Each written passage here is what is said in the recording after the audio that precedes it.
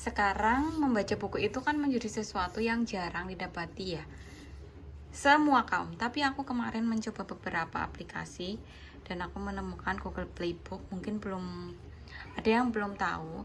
Di sini kita bisa download beberapa buku. Pokoknya diobrak-abrik aja menunya. Nah, aku lagi baca yang ini, Our Childhood in the Former Colonial Dutch as Indies. Ini dipencet, dia akan ada fitur ngomong. Number of Indonesian students trained in Europe, See? including one named. Nah, jadi ini sangat memudahkan sih. Kemudian dia juga misalnya ada yang nggak tahu gitu, ini ada translate-nya. See? Tuh. Dan ini kan judul bukunya terkait true story, which is containing her or his point of view. Jadinya di sini ada tulisan immediately after the war, the aggressive unruly action of young Indonesian extremists. Maksudnya kan berarti orang-orang yang sedang memperjuangkan kemerdekaan Indonesia secara ekstrim gitu. Dan sehingga unruly action dengan aksi-aksi yang nakal, kan kalau kita baca gimana banget ya. Tapi perlu diingat, ini adalah buku yang berkisah tentang point of view-nya. Jadi ya it's okay lah bisa gitu. Nah, di sini itu kan total halaman ada 245, tetapi sebenarnya bisa diakses itu nggak semuanya.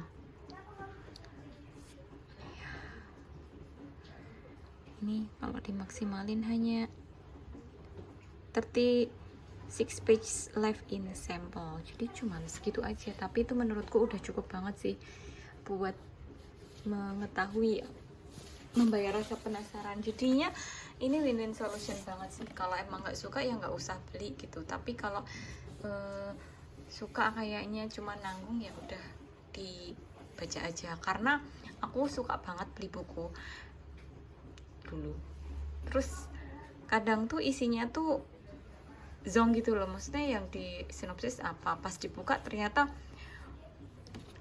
karena penulisnya itu seorang edukator, jadi tuh tulisannya semacam karya ilmiah. Iya, jadinya kan gitu ya. Kalau orang yang sukanya biasa baca novel, esai, cerpen, itu kan terasa membosankan gitu ya. Itu sekedar cerita sih. Belum lagi kalau di Gramedia kan di semua toko buku itu kan banyak yang di plastiki. Kalau misalnya kita request buat open plastik bisa, tapi harus lapor dulu ke mbaknya. Kalau kebanyakan yang di open plastik kan jadi nggak enak. Nah, makanya menurut aku ini sebuah aplikasi yang ngebantu banget buat yang suka baca buku tapi penasaran sama isinya dan kayak apa sih dalamnya gitu. Di sini juga ada fontnya, bisa kita edit mau yang modelan bagaimana, lightingnya juga bisa kita set gitu. Jadi dulu aku berpikir kalau aku tuh sering capek baca buku di HP, tapi setelah punya layar yang besar ini ternyata nggak capek loh dan memudahkan. Karena sering kali ketika mau baca buku itu udah males duluan, tapi saya harus nyari bukunya dulu di mana, disimpan di mana. Ya perlu diingat sih, realita orang sekarang itu kan rumah makin kecil, space juga makin berkurang, nggak bisa disamaratakan dengan kegemaran baca buku pada zaman dahulu, dimana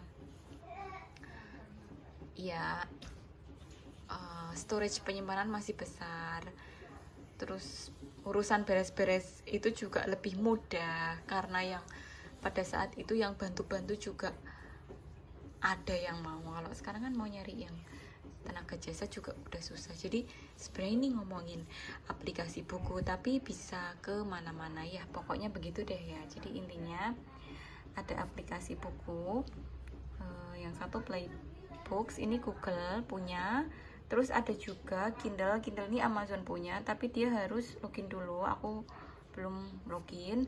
Terus ada juga yang namanya Apple Book nih, buku Apple. Nah ini ada reading goals nih, books of the year.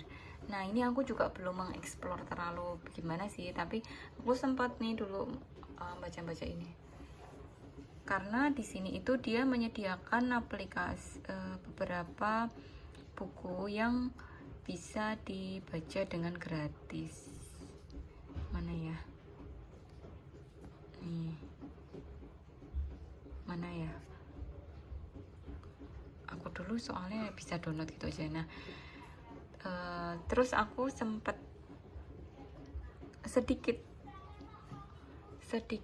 belajar ini. Nanti intinya kalau kita udah download, mungkin beli di Google Play Store atau Google Playbook tadi, atau di mana kan nanti bisa di download di sini. Jadinya kita bisa memaksimalkan aplikasi Apple Books ini. Nah kalau ini bawaan Apple ya, ini fokusnya dari Reading Goals. Cuman kalau yang enggak mau terikat judul lebih banyak, itu bisa di Playbooks. Oke gitu dulu ya teman-teman penjelasanku terkait